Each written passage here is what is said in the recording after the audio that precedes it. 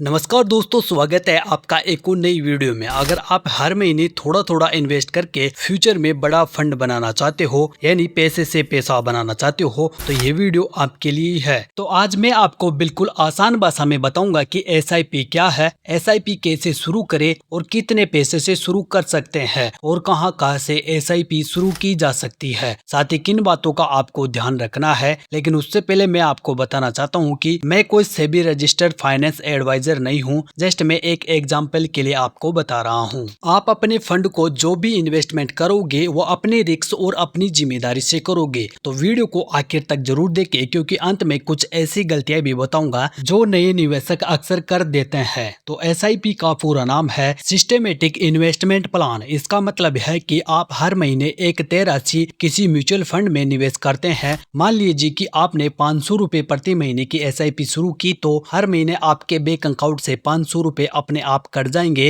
या फिर उसमें जो आप डेट सेलेक्ट करोगे उस डेट को ये पैसे कट जाएंगे। और इसका सबसे बड़ा फायदा यह है कि आपको एक साथ बहुत सारे पैसे लगाने की जरूरत नहीं होती। आप छोटी छोटी राशि से भी निवेश शुरू कर सकते हैं। अब बात करते हैं कि एसआईपी कैसे काम करती है। मान लीजिए कि आपने हर महीने 1000 रुपए की एसआईपी शुरू की, तो जब मार्केट नीचे होती है तो आपके 1000 में ज्यादा यूनिट मिलती है, और जब मार्केट ऊपर होती है तो कम यूनिट मिलती है। इसी प्रक्रिया को रूपी कॉस्ट एवरेजिंग कहते हैं। लंबे समय में इससे निवेश का औसत अच्छा बन जाता है। अगर आप 10 से 15 साल तक लगातार एसआईपी करते हैं तो कंपाउंडिंग की वजह से आपका पैसा तेजी से बढ़ सकता है। अब बात करते हैं कि एसआईपी शुरू कैसे करें। तो सबसे पहले किसी भरोसेमंद ऐप या बैंक का चुनाव करें, जिनमें आ जाते हैं grow, Zerodha, angel one, Upstox या अपने बैंक की ऐप है। अब इन ऐप या फिर बैंक की जो ऐप है उसमें आप अपना अकाउंट बनाए, जिनका की ट्यूटोरियल आपको यूट्यूब पर आसानी से मिल जाएगा। सिंपल आपको सर्च करना है कि जैसे आपको एंजल वन में अकाउंट बनाना है, तो आप सर्च कर सकते हो कि एंजल वन पर अकाउंट कैसे बनाए, और आप मात्र 100 रुपए से भी इन्वेस्टमेंट कर सकते हैं। और इन ऐप में आपको